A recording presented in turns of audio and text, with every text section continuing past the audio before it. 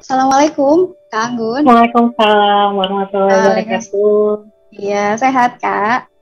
Alhamdulillah sehat, Kak Hana. Oke. Oh ya, sebelumnya saya tanya, ada slide yang mau ditampilkan ya, Kak ya? Boleh? Ini saya bisa share screen dari sini Eh, ya? oh, oh, dari situ, silakan. Iya boleh, Mbak Hana sambil kita Oke, ngobrol-ngobrol dulu. saya ngobrol ya, sambil nunggu share screen dari panitia.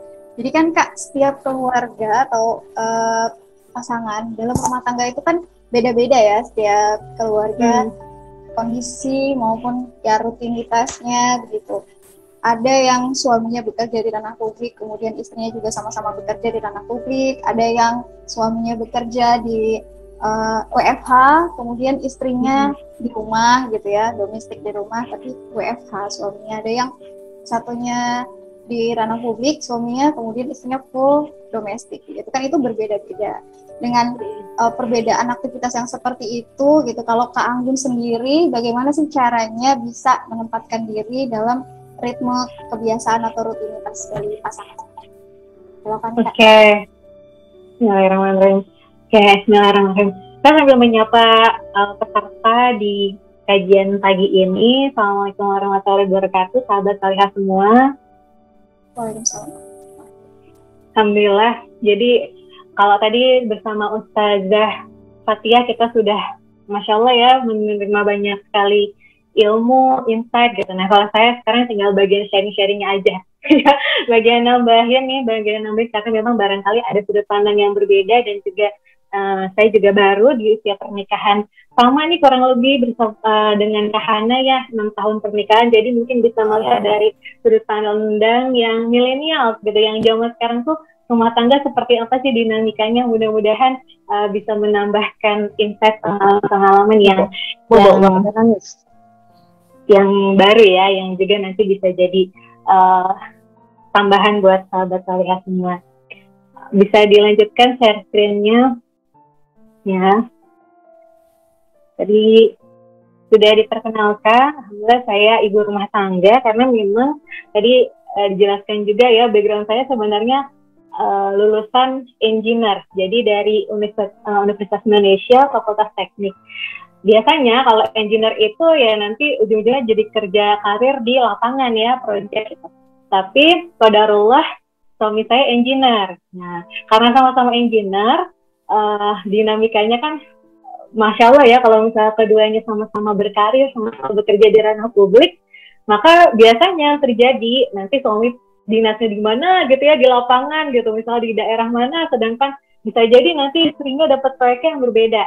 Dengan kondisi yang demikian, maka saat saat ta'aruf dulu sebelum menikah, saya memutuskan untuk salah satu saja yang bekerja, dan suami meminta saya untuk fokus di rumah gitu, sehingga bisa berbagi peran gitu. Dan alhamdulillah dengan kesepakatan tersebut ya sudah, saya menjadi ibu rumah tangga gitu, suami yang bekerja. Dan qadarullah karena memang engineer itu kerjaannya berbeda-beda tergantung proyek gitu, jadi saya sempat juga mendapatkan pengalaman LDM. Tadi ada yang diskusi juga bertanya seputar LDM ya, long distance marriage gitu, dan alhamdulillah saya juga pernah juga jadi mengalami fase-fase LDM gitu, dan sekarang sedang mengalami fase-fase nomaden. Jadi semenjak pandemik malah ikut suami itu juga pernah gitu, jadi pernah diboyong suami tiba-tiba ke Sulawesi. Nah sebenarnya sekarang saya lagi di Indramayu nih.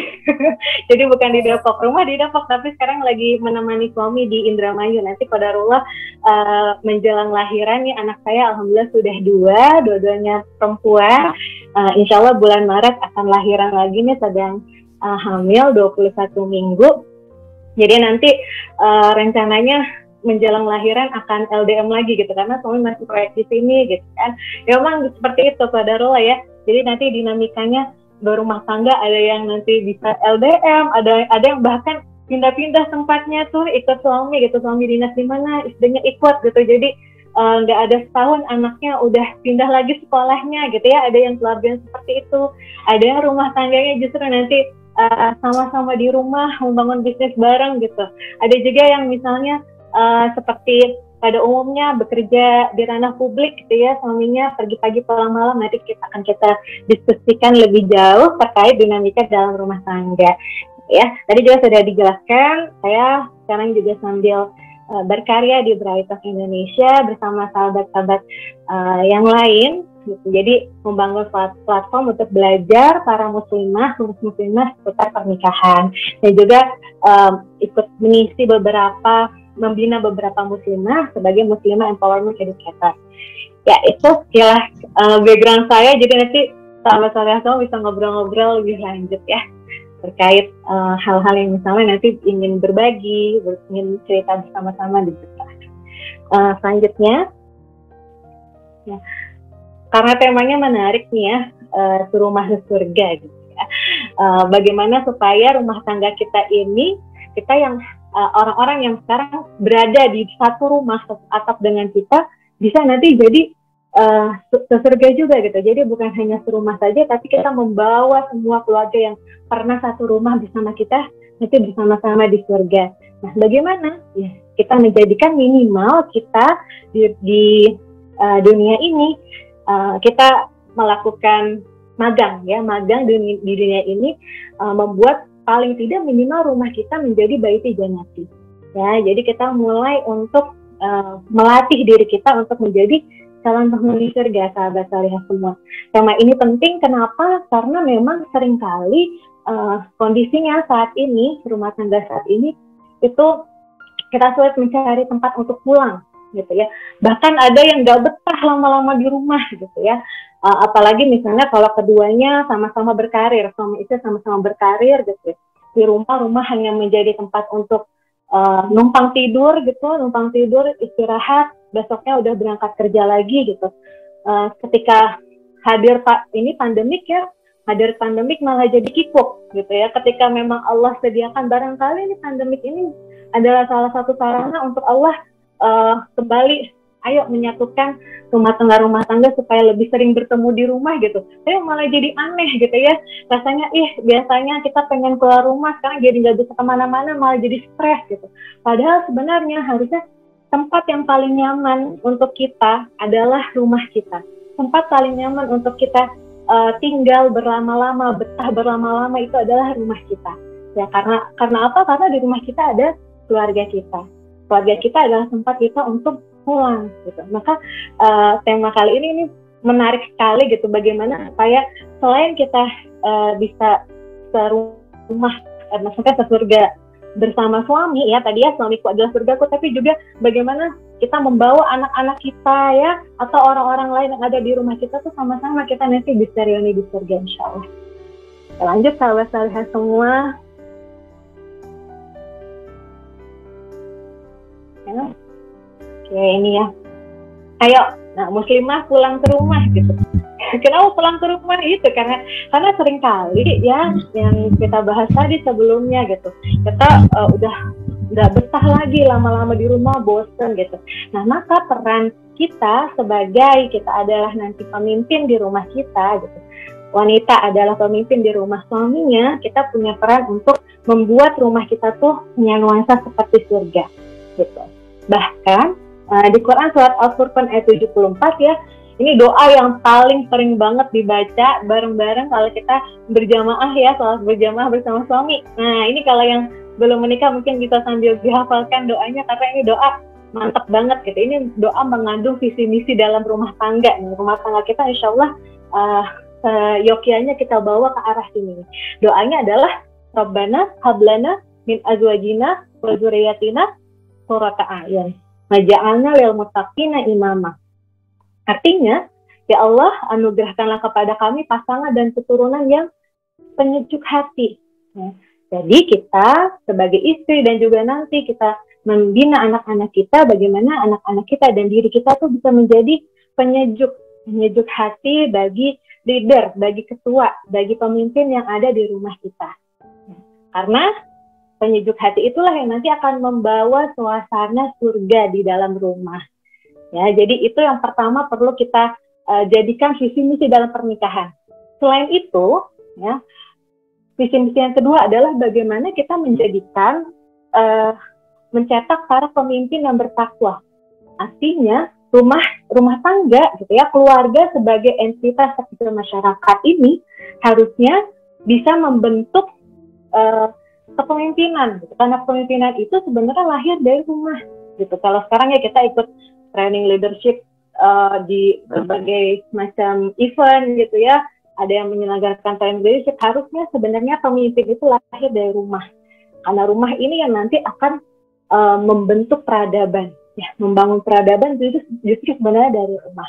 Jadi ada dua nih, bagaimana kita menciptakan suasana surga di rumah, dan yang kedua adalah kita menciptakan orang-orang yang bertakwa dan menjadi pemimpin bagi orang-orang yang bertakwa sehingga nanti lahir peradaban dari mulai rumah. Itu peran seorang istri, gitu. Masya Allah, sebegitu besarnya peran seorang wanita muslimah di rumah, gitu ya. Maka sudah seyogyanya kita bisa betah di rumah, kita bisa rindu untuk pulang di rumah. Bahkan kita harus menciptakan suasana gitu yang membuat orang-orang yang tinggal di rumah bersama kita itu kangen sama rumah. Ini makanya sahabat solihah semua nih, kalau ngerasain ya, misalnya lagi kuliah di beda daerah gitu, kemudian harus merantau, nah terus homesick, kok homesick ya, kangen sama rumah. Nah berarti sebenarnya itu ibu atau pemimpin di rumah itu ya, pemimpin di rumah atau ibu gitu ya, itu sudah berhasil menciptakan suasana surgawi di rumah. Seorang istri yang berhasil menjadi pemimpin di rumah dan menciptakan suasana yang surgawi di rumah itu, parameternya adalah bisa membuat orang-orang yang ada di dalamnya homesick sama rumah. Begitu sahabat solihah semua. Ini sebagai awalan, bisa lanjut slide berikutnya. Agak lama ya. Lanjut ke slide berikutnya. Ya, lanjut lagi. Nah, sekarang, ini kan kita udah tahu nih ya, tadi visi misi rumah tangga kita seharusnya seperti apa. Ya, kita sebagai istri perannya seperti apa? Tadi ya, menciptakan suasana yang surgawi dan juga mencetak anak-anak yang nanti dari rumah kita lahir sebuah peradaban. Nah, sekarang bagaimana supaya kita bisa seirama nih dengan leadernya? Karena bagaimanapun juga pemimpin dari sebuah rumah tangga itu adalah laki-laki. Pemimpin dari sebuah keluarga itu adalah laki-laki.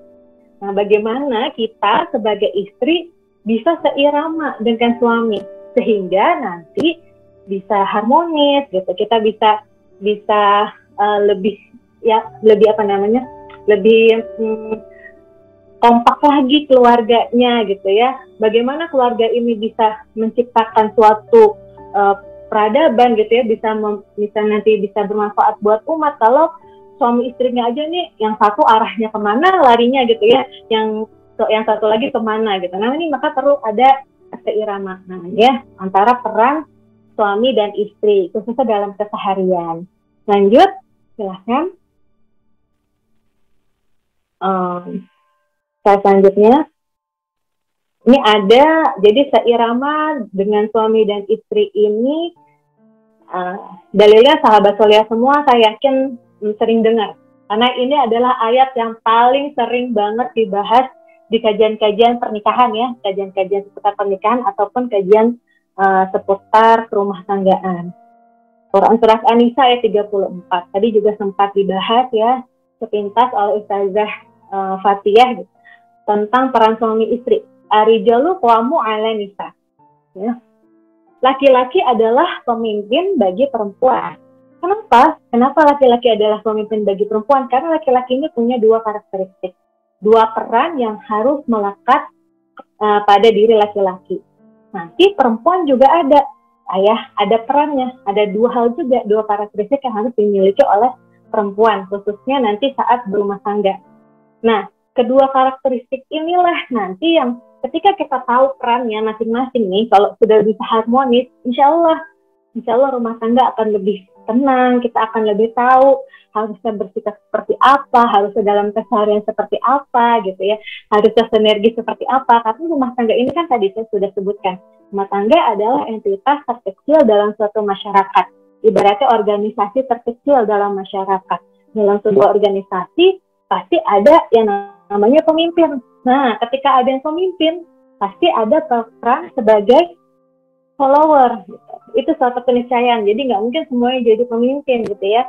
Di dalam suatu organisasi, dalam suatu lingkungan sosial, itu pasti nanti akan ada peran yang memimpin dan ada peran yang dipimpin. Ketika perannya sudah benar, job desk-nya sudah benar, maka organisasi tersebut bakal bisa jalan lebih hebat lagi, bahkan bisa bermanfaat bagi sekitar. Jadi bukan hanya tahu visi misinya, tadi di pembahasan sebelumnya kita sudah membahas visi misinya, tapi juga harus tahu peran-perannya. Ya, organisasi udah punya visi misi, udah tahu peran-perannya, insya Allah jalannya akan lebih sinergis lagi. Nah, laki-laki sebagai pemimpin karakteristiknya adalah dua hal. Karena laki-laki itu punya kelebihan.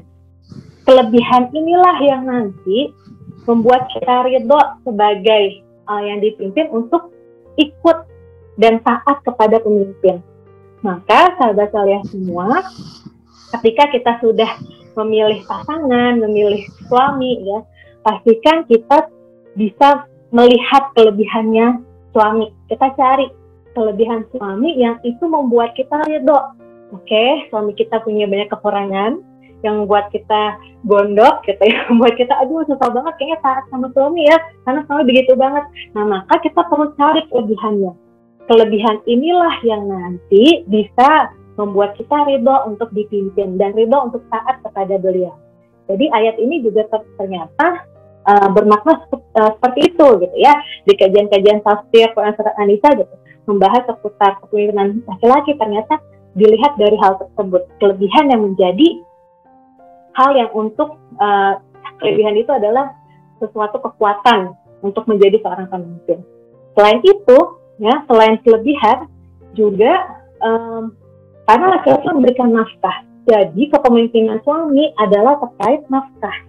Nah, nafkah inilah yang seringkali jadi dinamika ya, seringkali membuat dinamika dalam rumah tangga. Karena tadi di diskusi sebelumnya juga ada yang membahas terkait, aduh gimana nih nafkahnya masih kurang, masih merasa harus ini seperti itu. Nah, sebagai leader gitu, ternyata tugas nafkah itu tidak pernah dibebankan kepada seorang wanita.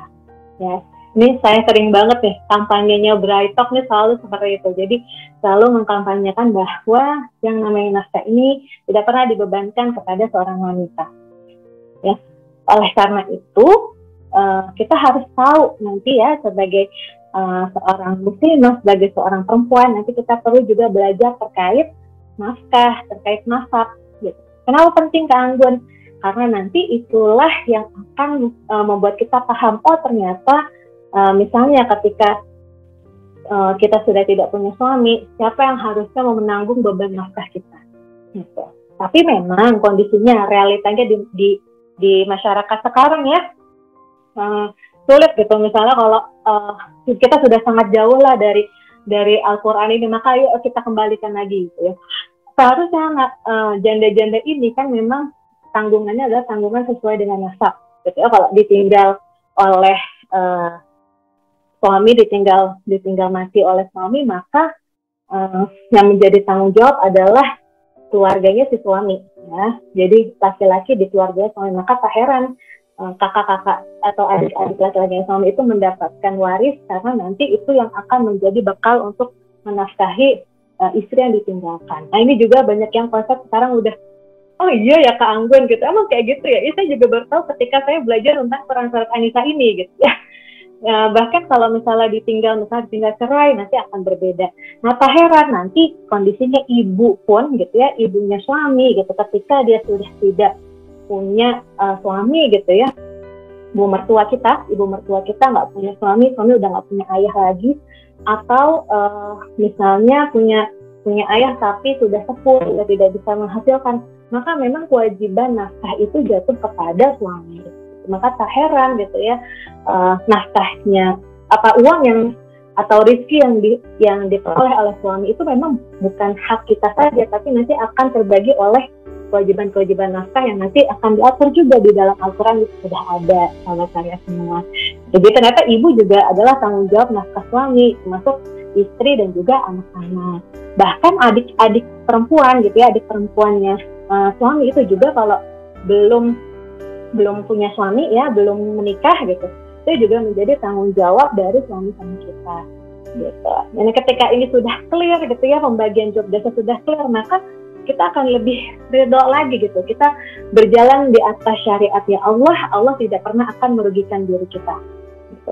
Itu tadi peran suami kan pun. Kalau peran istri seperti apa? Peran istri adalah fasolihatu qanitatu hafizah. Jadi ada dua, tadi udah disebutkan ya oleh Ustazah Fatiyah gitu. Seorang istri karakteristiknya dua, qanitat dan hafizah. Qanitat itu adalah taat, punya followership yang baik. Ya, ketaatan kepada suami ini yang menghadirkan berkah di dalam rumah tangga. Kemudian hafizah ini terkait manajerial ya, menjaga manajerial manajemen. Jadi istri punya peran untuk manajerial dalam hal finansial, dalam hal domestik ya, kemudian dalam hal menjaga izah rumah tangga gitu ya. Itu juga adalah peran dari seorang istri. Maka tak heran tadi ya, seorang istri yang menjaga dirinya, menyenangkan suami dan menyenangkan keluarga itu mendapat tiket surga gitu. Karena memang itulah peran istri. Ya, dua hal itu, peran istri dan dua hal tadi punya kelebihan, dan nafkah adalah peran suami sebagai leader. Lanjut, silahkan. Nah, karena tadi ya, suami itu punya peran sebagai pencari nafkah, maka konsekuensinya sering terjadi di lapangan, di rumah tangga. Tadi dibahas juga sekilas ya, akan menjadi seperti ini nih kasus-kasusnya nih yang terjadi. Karena pencari nafkah itu kan belum tentu selamanya akan misalnya pergi pagi pulang malam gitu. Terkadang memang harus berjauhan gitu ya. Terkadang juga bahkan tadi harus ikut gitu ya. Ada kasus yang suaminya menetap bareng-bareng di rumah gitu ya. Suami yang menetap bareng-bareng rumah aja kadang-kadang juga bisa ada tiga kondisi gitu. Yang pertama bisa full time bekerjanya, jadi pergi pagi pulang malam gitu, sampai rumah udah tinggal capeknya aja gitu ya. Ada yang kerjanya fleksibel gitu, jadi kadang freelance gitu kan, ada yang kadang misalnya pergi kadang enggak gitu ya, tergantung pekerjaan gitu. Ada yang bekerjanya full di rumah. Nah, ini saya tiga-tiganya udah pernah ngalamin juga nih. Jadi karena emang engineer itu sangat dinamikanya sangat wow gitu. Jadi tiga-tiganya pernah mengalami nih saya nih. Jadi pernah fleksibel juga, pernah full time pergi pagi pulang malam, juga pernah suami di rumah gitu. Kalau lagi ngurusin proposal proyek itu full di rumah. Kemudian bisa konsekuensinya LDM juga, LDM jarak jauh ya. Bisa satu pulau, atau bahkan beda pulau, atau bahkan beda negara gitu. Atau tadi yang terakhir ini keluarganya nomaden, jadi nggak pernah tetap di satu tempat gitu, jadi bisa beda-beda. Memang kondisi rumah tangga seperti itu. Ini baru kondisi yang suaminya bekerja ya. Ada yang kondisinya bahkan istrinya juga ikut bekerja, jadi itu wah lebih dinamis lagi keluarganya. Nah sekarang gimana Kang Gun gitu? Kalau misalnya kondisinya seperti ini, kita sebagai istri seharusnya seperti apa?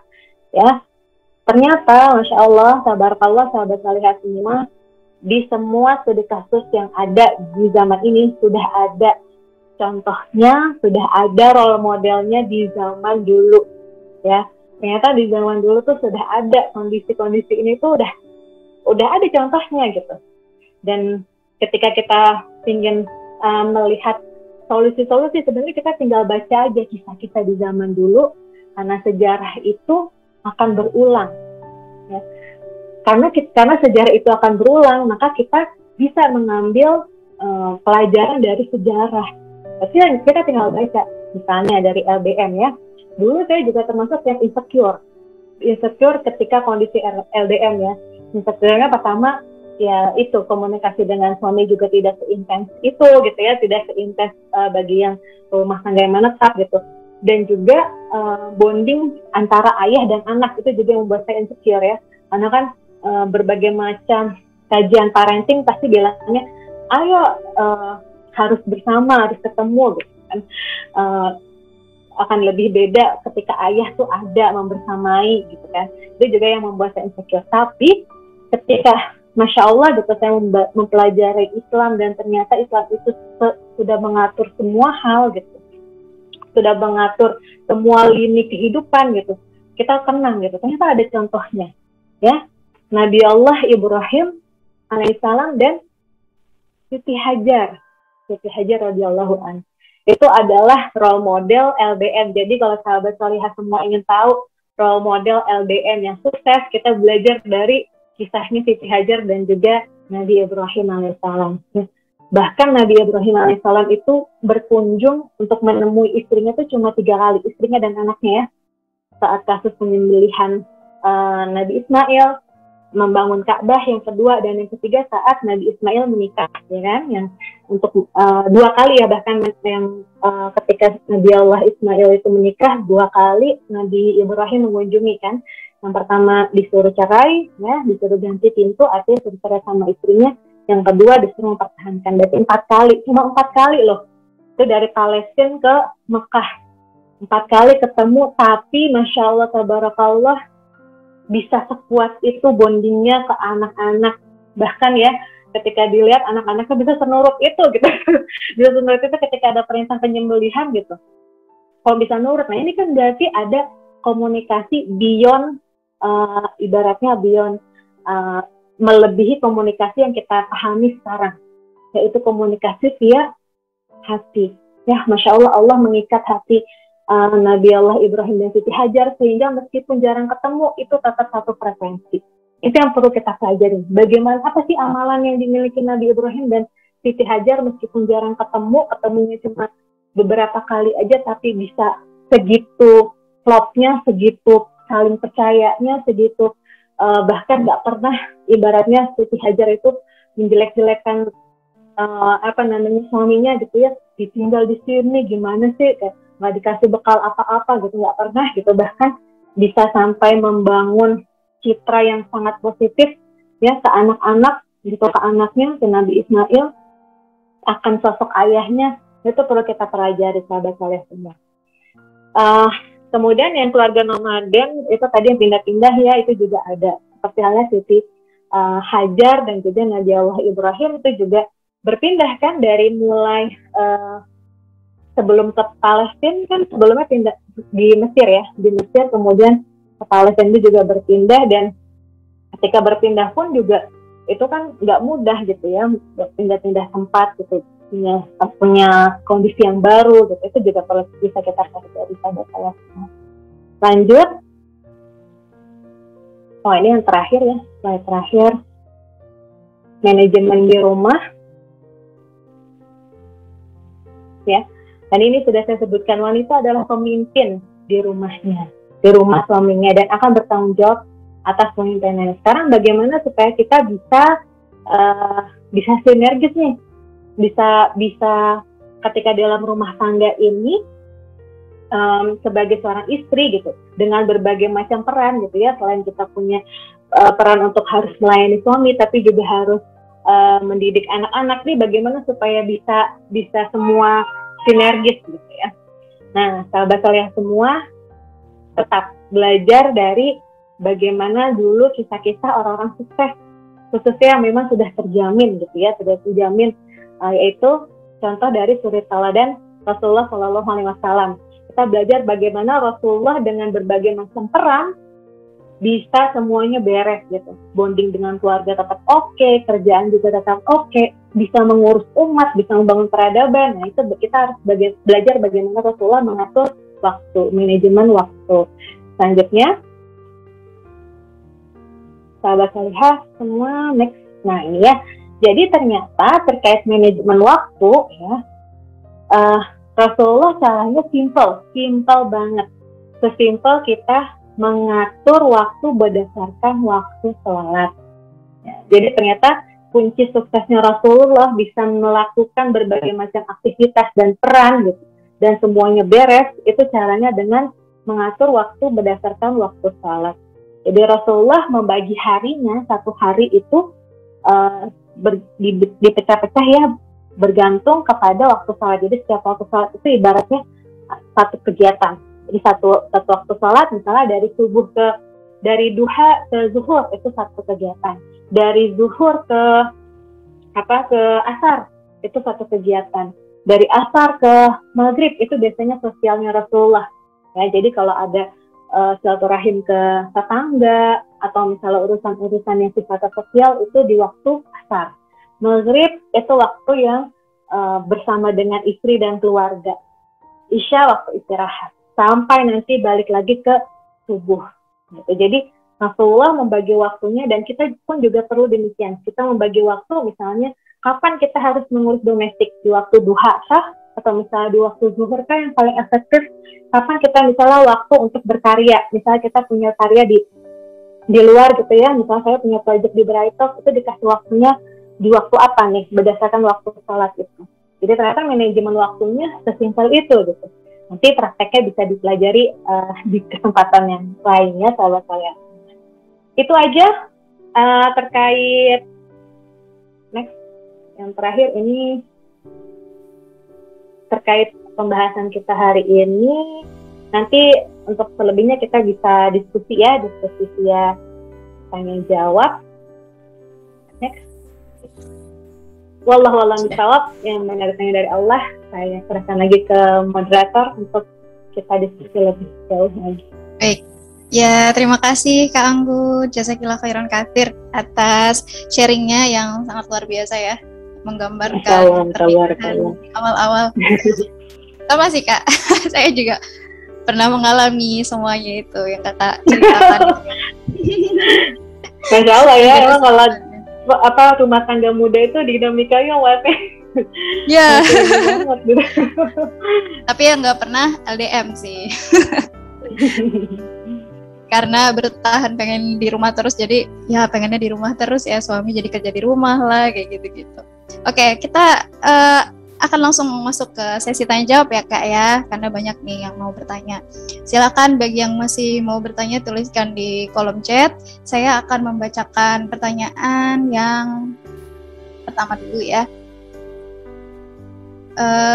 Ini dari teman kita.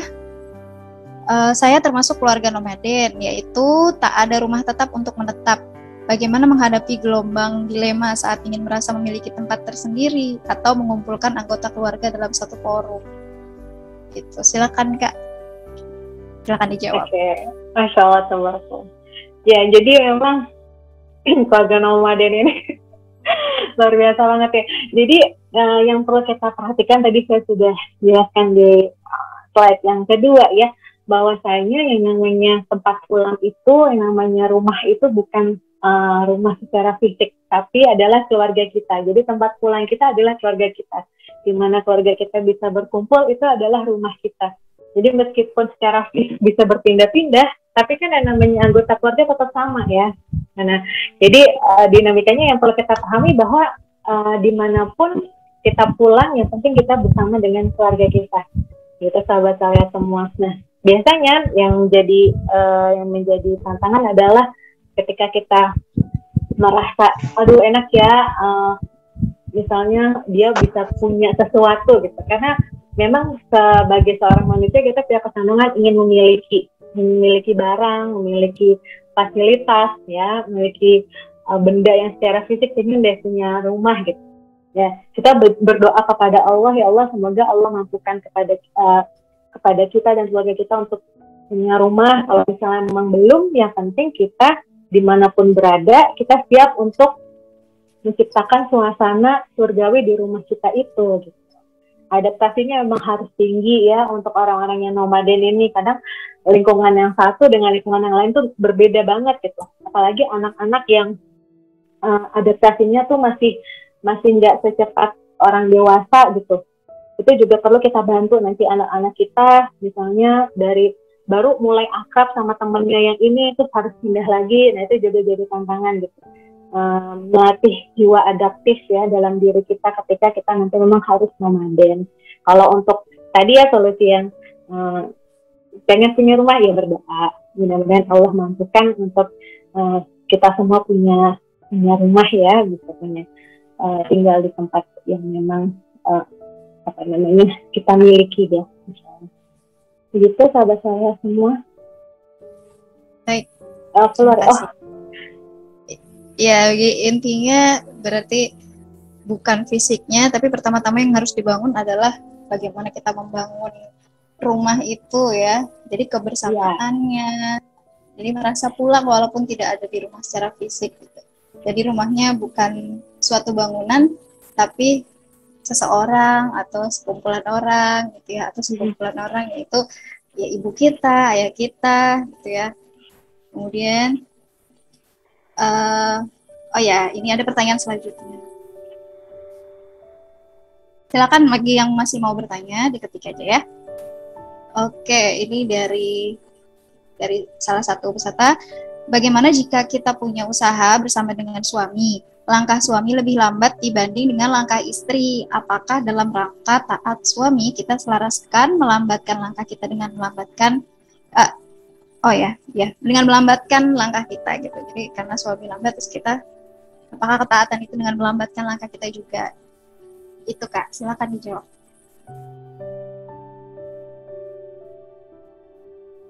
Oh, belum di-unmute ya Kak ya? Oke. Tadi saya ingin lebih menambahkan, ini kira-kira proyeknya sama atau berbeda kasusnya ya? Dengan bisnis yang sama atau bisnis yang berbeda? Usaha bersama, berarti sama, membangunnya berdua, satu usaha, 2 orang gitu ya. Oh ya, jadi bukan istri punya bisnis sendiri, suami punya bisnis sendiri gitu ya. Jadi ini bisa sama-sama gitu ya. Ya. Ini sebenarnya juga ada titipan dari Malaysia untuk membahas bisnis bersama suami ya. Tapi karena memang qadarullah saya belum pernah bisnis bareng suami, jadi nanti saya mencoba menjawab dari pengalaman orang lain kali ya gitu. Jadi memang yang perlu kita pahami dulu, pertama yang namanya nafkah itu kan datangnya dari suami ya. Nafkah itu dari suami. Jadi meskipun nanti bisnis itu adalah bisnis bersama, maka tetap perlu ada pembagian finansial yang jelas, yang artinya memang keuangan yang untuk istri siapa dan yang keuangan yang milik istri berapa, yang milik suami itu berapa. Kemudian tetap suami harus memberikan nafkah ke istri gitu. Maka yang lebih enak ketika kita bisnis bersama itu, yang leadernya tetap suami. Seperti halnya role model kita ya Rasulullah Shallallahu Alaihi Wasallam. Ketika Rasulullah kan awalnya memang pegawainya Bunda Khadijah ya, pegawai Bunda Khadijah radhiyallahu anha. Nah, yang kita jarang sekali tahu, ternyata ketika Rasulullah menikah dengan Bunda Khadijah, semua bisnisnya Bunda Khadijah itu yang mengelola adalah Rasulullah, Nabi Muhammad Shallallahu Alaihi Wasallam. Jadi ternyata bukan Bunda Khadijah yang running, gitu, yang running bisnisnya. Jadi ketika menikah, Bunda Khadijah menurunkan posisinya beliau fokus untuk mengurus rumah tangga, bisnisnya dipegang oleh suami gitu, sehingga tetap nanti yang namanya nafkah itu mengalir kepada suami dan nanti dibagikan kepada keluarga. Nah sekarang kondisinya kalau bisnisnya bareng-bareng, nah ini istrinya masih ikut berbisnis, maka perannya harus jelas gitu. Kalau bisa memang leadernya ada tetap di suami. Meskipun nanti misalnya suami kurang greget gitu ya, biasanya istrinya lebih lincah. Nah tetap job desk-nya, tetap decision maker-nya, tetap nanti pembagian misalnya profitnya gitu yang nanti mengalir itu dari suami dulu, sehingga tidak menurunkan ijazah suami. Jadi suami tidak minta ke istri gitu, tetap suami bisa memberikan ke istri gitu, karena punya bagian lebih nih, punya bagian yang lebih, sehingga bisa memberikan ke suami kita lagi. Adapun yang hak istri memang itu full untuk hak istri gitu, untuk istri gunakan untuk keperluan pribadinya beliau gitu. Jadi leader atas suami. Nah, perlu nggak kita nurunin ngerem gitu ya, ngerem standar, bukan seperti itu. Jadi sebenarnya kalau masalah kinerja tetap bisa optimal, kita tetap bisa untuk kinerja seperti biasa, akan tetapi kita harus sadar posisi gitu, tetap memanfaatkan suami sebagai leader gitu ya di dalam rumah tangga kita maupun di dalam bisnis kita. Enaknya seperti itu. Tapi kalau yang bisnisnya ternyata leadernya adalah istri itu atau outer istri. Nah ini saya belum saya belum tahu gitu bagaimana seharusnya gitu. Kalau yang saya tahu dari contoh dari Rasulullah dan juga kajian dari guru-guru saya, memang sebaiknya kayak gitu untuk tidak menurunkan qawamahnya ke seorang suami gitu ya. Sahabat saya Allah. Oh ya, jadi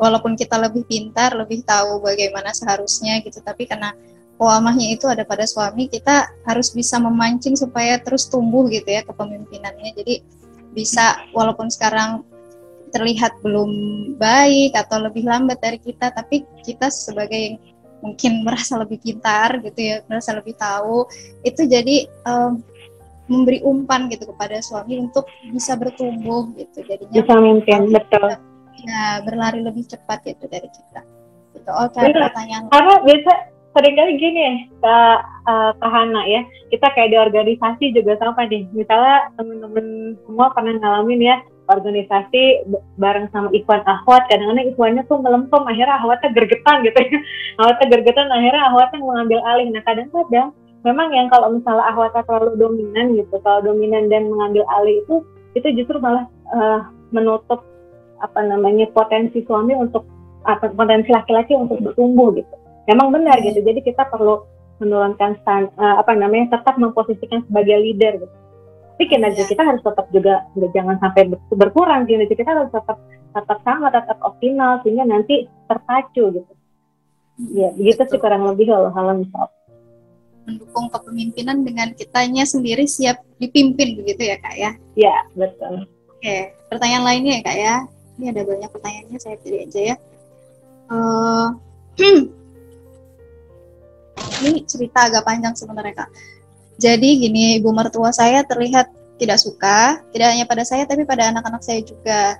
Singkat cerita, terakhir beberapa minggu lalu beliau sedang makan, saya menawarkan makanan, tapi piring berisi lauk yang saya berikan langsung ditepis dengan berkata, taruh saja di dalam, sambil menunjuk-nunjuk dengan nada tinggi. Saya sudah tidak tahan dengan perilaku dan ucapan-ucapan ibu mertua saya ingin sekali pindah, ingin rumah tangga seperti dulu, mengontrak tidak apa dengan permasalahan ekonomi dibanding tinggal di rumah mertua, tapi banyak permasalahan ibu mertua dan ipar-ipar.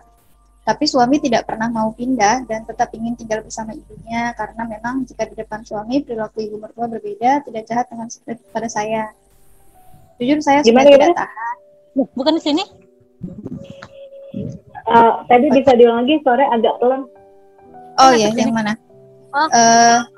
Jadi kalau ingin pindah, tapi kenapa tadi? Tapi suami mana nih? Ingin pindah tapi nggak mau ya, suaminya marah-marah gitu. Karena memang di depan suami perilaku ibu mertua berbeda, tidak jahat pada saya. Jujur saya sudah tidak tahan. Salahkah saya kalau saya pulang ke rumah orang tua saya bersama anak-anak? Wah, panjang. Ya begitu ya. Jadi dapat ya poinnya ya Kak ya? Oh, dapat insya Allah. Ya, subhanallah ya. Ini studi kasus real di dalam rumah tangga ya. Kadang-kadang memang dinamikanya seperti itu gitu. Ya, sahabat Salihah, terima kasih sudah berbagi ya, berbagi cerita bersama saya. Nah, bismillah. Kalau yang dari saya pelajari ya, memang tadi juga sudah disebutkan tuh, ada hadis disebutkan bahwa perempuan itu adalah pemimpin di rumah suaminya. Ya, artinya apa? Artinya memang tafsir hadis dari yang saya pelajari dari Ustadz Budi Akhari ya, beliau salah satu pakar di tafsir hadis gitu. Di hadis tersebut disebutkan bahwa sudah siapnya seorang suami itu menyiapkan rumah untuk keluarganya, rumah untuk istri-istri dan anak-anaknya. Gitu. Jadi tidak tinggal bersama orang tua lagi, karena qawamah seorang laki-laki itu juga nanti diukur dari bagaimana dia menyiapkan fasilitas berupa rumah itu, karena rumah juga salah satu bentuk nafkah. Gitu. Jadi memang sebaiknya ketika sudah menikah itu sudah tinggal pisah bersama orang tua.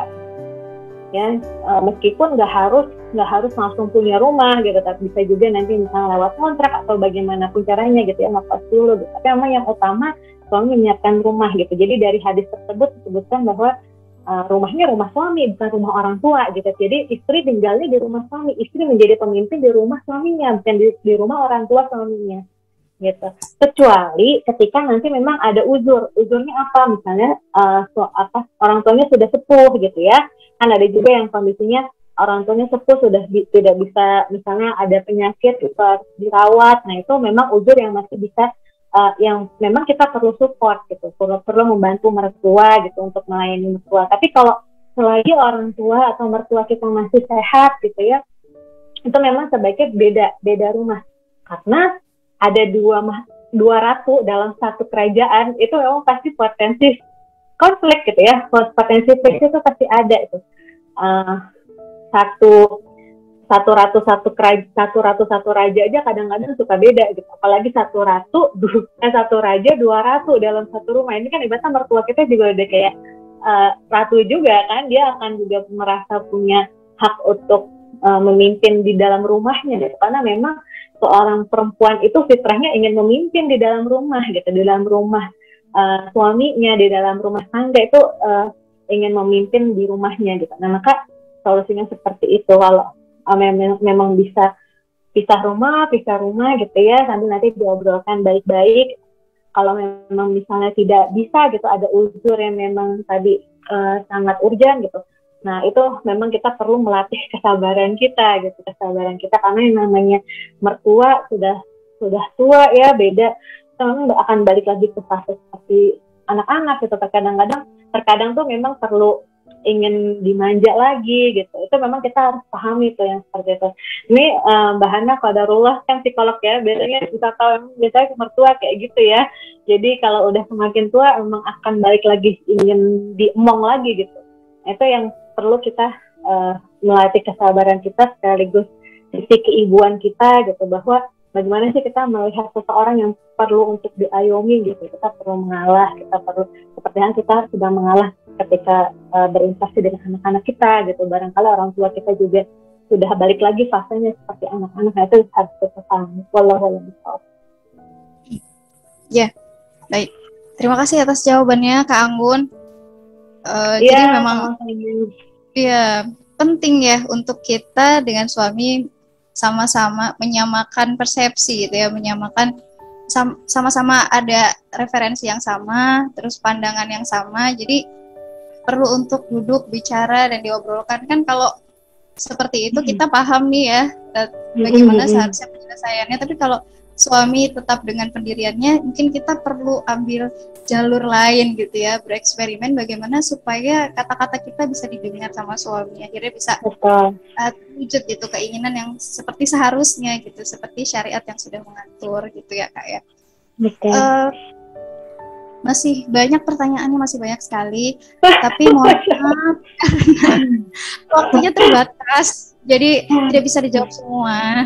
Mohon maaf ya teman-teman ya. Kesempatan lain mungkin bisa juga DM di Instagram @ibu.peradaban gitu, ya, atau ya ke emailnya Kak Anggun ya. Kalau masih mau bertanya, karena ini pertanyaannya sama nih, studi kasus yang berbeda-beda gitu tentang bermacam-macam, luar biasa antusias. Terima kasih ya teman-teman peserta, dan mohon maaf tadi pertanyaannya tidak bisa terjawab yang di sesi Ustazah Fathia juga. Cukup untuk sesi diskusi kita pada hari ini. Semua sesi materi dan diskusi sudah kita dengar gitu ilmunya ya. Oh ya, tadi koreksi satu, saya belum jadi psikolog ya. Saya baru sarjana psikologi, jadi belum. Oh iya. Ya, doa ya semoga ya. Amin. Baik. Alhamdulillah hari ini kita sudah membahas banyak hal ya gitu, wawasan terkait ilmu pernikahan gitu sudah kita pelajari banyak. Kita belajar dari Ustazah Fathia diantaranya tentang kita sebagai wanita yang akan masuk ke jenjang pernikahan, ke rumah tangga, perlu terus memegang pelita untuk kita bisa melihat apa yang ada di depan, supaya nggak nabrak kursi, nggak nabrak meja, tapi kita tahu di depan ada apa dengan pelita itu, yaitu ilmu. Dengan ilmu itu juga kita bisa merasakan, bisa menancapkan bagaimana caranya untuk kita bisa ikhlas, sabar, dan syukur di dalam pernikahan, di dalam rumah tangga, sama dengan pasangan kita.